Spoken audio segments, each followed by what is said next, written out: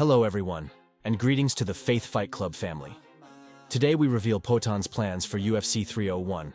Alex Pereira made it clear earlier this year that he aims to break the record for the fastest title defense among UFC champions.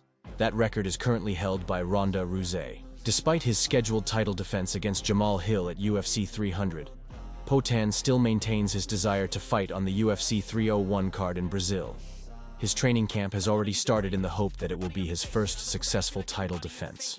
According to his own statement, he states that he has the talent and the conditions to make it in every UFC fight. If everything goes according to plan, I can say that he can do it. Poatan's emphasis on wrestling training seems to indicate that he is preparing for a possible fight with Magomed Ankalaev.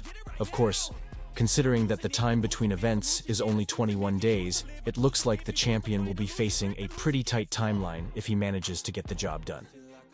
Now let's move on to the next news.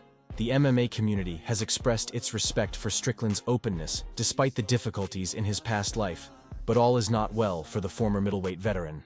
Speaking via a video shared on Instagram, Strickland stated that despite being rich, famous, and having everything he wants, he is not mentally well.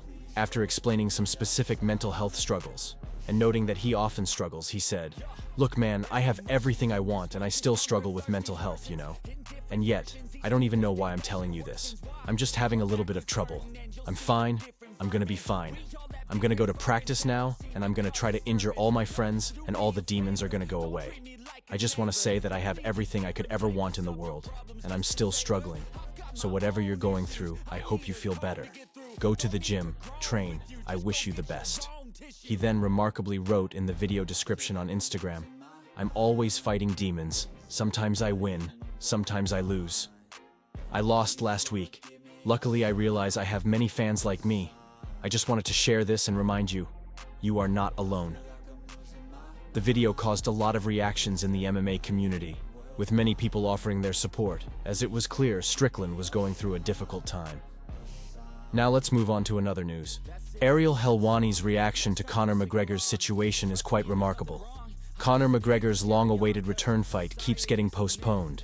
He was originally rumored to return late last year, or on the UFC 300 card in April, but he did not return last year, nor does it look like he will return in April. The focus on McGregor's return has shifted, with Dana White shifting his attention to the autumn. Ariel Helwani is among those who believe that McGregor only has 2 fights left on his contract, and that the UFC is cooling him off because they fear their biggest star will leave the sport while they negotiate the next broadcast deal.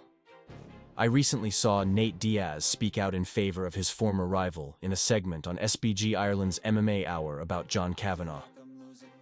I like the fact that he speaks for him. I don't know if you've ever seen him say, "How awesome." But for me it's comparable to the boxing world. Anthony Joshua and Tyson Fury don't say, "I hope I get a call." He should be treated with more respect. If he's not 302, 301, 303 on that date, he creates a number 1. He's done so much for this sport, it blows my mind. Finally, McGregor has stated that he plans to return to full-time training after doing promotional work for Roadhouse, and there is a lot of pressure from the MMA community. It will be interesting to see if there will be any movement on his return. That's all we have for today. Faith Fight Club. Respect.